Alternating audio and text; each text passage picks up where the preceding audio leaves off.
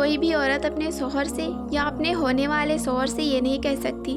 کہ جب تک میں آپ کے نکاح میں ہوں تب تک آپ دوسری، تیسری اور چوتھی شادی نہیں کر سکتے، کیونکہ دوسری، تیسری اور چوتھی شادی کی اجازت اللہ نے قرآن پاک میں سورہ نساء آیت نمبر 3 میں دیا ہے، اور مسلمان عورت کی یہ شرط قرآن کے خلاف جاتی ہے، اور مردوں کے لیے بھی ایک سے زیادہ شادیاں کرنا آسان نہیں ہے۔ اللہ نے قرآن پاک میں سورہ نساء آیت نمبر 3 میں یہ بھی فرمایا ہے کہ اگر تمہیں ڈر ہے کہ تم ایک سے زیادہ بیویوں کے ساتھ برابر کا انصاف نہیں کر سکو گی تو بہتر ہے کہ تم ایک ہی شادی کرو۔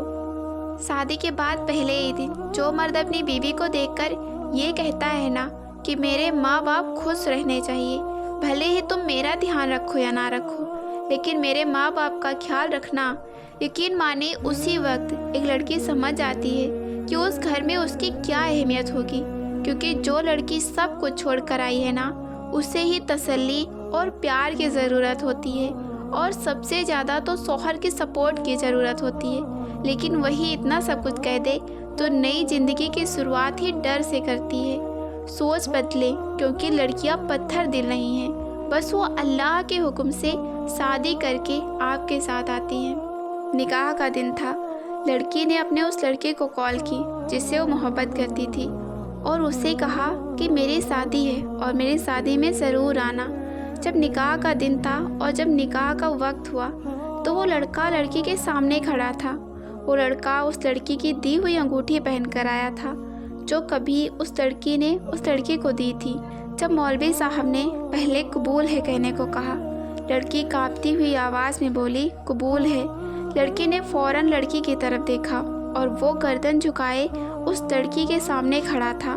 مولوی صاحب نے دوسرا قبول ہے کہنے کو کہا تو لڑکے نے انگوٹھی اتار دی۔ جب لڑکی نے تیسرا قبول ہے کہا تو لڑکے کی آنکھ سے ایک آنسو نکل کر اس کے رخسار پر آ گرا۔ اس لڑکے کے ہاتھ سے انگوٹھی گری اور وہ وہاں سے چلا گیا۔ اے بنت ہوا، ایسے کسی کی زندگی میں جا کر اس کی زندگی برباد نہ کر۔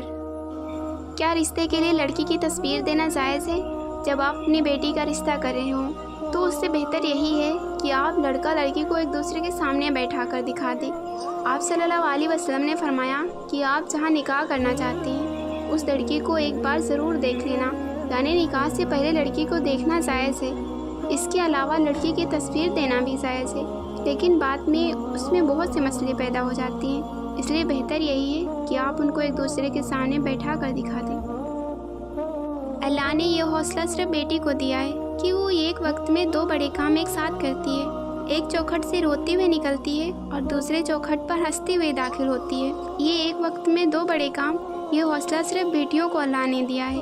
اس لیے اپنی بیٹی کا رشتہ اس کی رضامندی کے خلاف کرنا حرام ہے۔ علماء لوگ فرماتے ہیں یہ حرام ہے، اس لیے جب بھی بیٹی کا رشتہ آئے تو اس سے ضرور پوچھا کرے، اگر بیٹی اس پر راضی ہو تو وہ رشتہ کرے،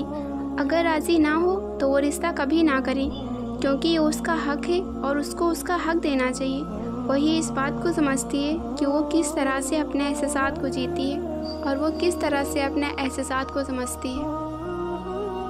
کیونکہ بھائی نکاح کرنا اس آدمی کا کام ہے جو امی سے پوچھ کر چلے گا نا۔ بعض دفعہ امی کا تو بہت بڑا حق ہوتا ہے، لیکن بیوی کا حق ادا کرنے کے لیے امی سے نہیں پوچھنا پڑتا ہے۔ ایک صاحب نے فرمایا کہ میری بیٹی کے لیے رشتہ آیا، لڑکا بہت ماں باپ کا فرما بردار ہے، بہت نیک ہے، کہہ رہے ہیں کوئی بات یا کام امی سے پوچھے بغیر نہیں کرتا۔ دوسرے صحابی نے فرمایا نیک ہونے کی علامت ہے، لیکن اس میں اس بات کا خطرہ ہے کہ پھر آپ کی بچی کا حقوق امی سے پوچھے بغیر ادا نہیں کرے گا، تو امی کا بھی لیبارٹری ٹیسٹ کروا لو کہ ان کے گھر میں اگر کوئی بہو ہے تو ان کا سلوک ان کے ساتھ کیسا ہے، کیونکہ بعض دفعہ امی اپنے بیٹے کو بہو کا حق ادا نہیں کرنے دیتی۔ جو مسئلہ ہوگا، بیگم کا دل چاہے گا آج میرا پیزا کھانے کا دل کر رہا ہے، کہے گا امی کھلا دوں۔ دیکھیں، مرد لڑکی کی عمر صرف نکاح کرنے کے لیے دیکھتا ہے، اس کے ساتھ زیادتی اور زنا کرنے کے لیے نہیں۔ اس لیے اللہ پاک نے قرآن پاک میں سورہ نساء میں فرمایا ہے کہ نکاح کرو، تم اپنی پسند کی عورتوں سے نکاح کرو، تم 2 نکاح کرو، 3 نکاح کرو، تم 4 نکاح کرو، لیکن اگر تم بیویوں کے ساتھ صلح نہ کر سکو، تم بیویوں کے ساتھ انصاف نہ کر سکو تو 4 شادیاں کر کے ان کے ساتھ زیادتی کرنا بھی غلط ہے۔ رشتوں کا ٹوٹ جانا، طلاق کا ہو جانا، ایک دوسرے سے علیحدگی اختیار کر لینا، بریک اپ ہو جانا، ساری رات روتے رہنا، ان تمام کی وجوہات ملتی جلتی ہے، کیونکہ جس شخص سے ہم پیار کرتے ہیں ہم اسے ایک پنجرے میں قید کر دینا چاہتے ہیں، اس کی آزادی چھین لینا چاہتے ہیں، وہ ہماری مرضی سے سانس لے، ہمارے علاوہ کسی اور کو نہ دیکھے، ہمیں ایک ایک بات بتائے، وہ کہاں ہے، کیا کر رہا ہے، کس کے ساتھ ہے، ہمیں لازمی طور پر پتہ ہونا چاہیے۔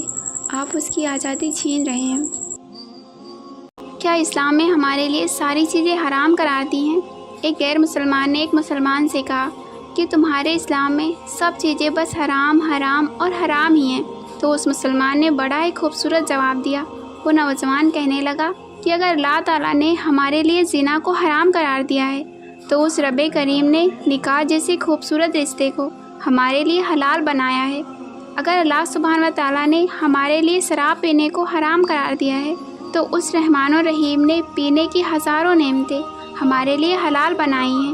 اگر اللہ تعالیٰ نے ہم مسلمانوں پر سور اور دوسرے غلیظ جانوروں کا گوشت حرام قرار دیا ہے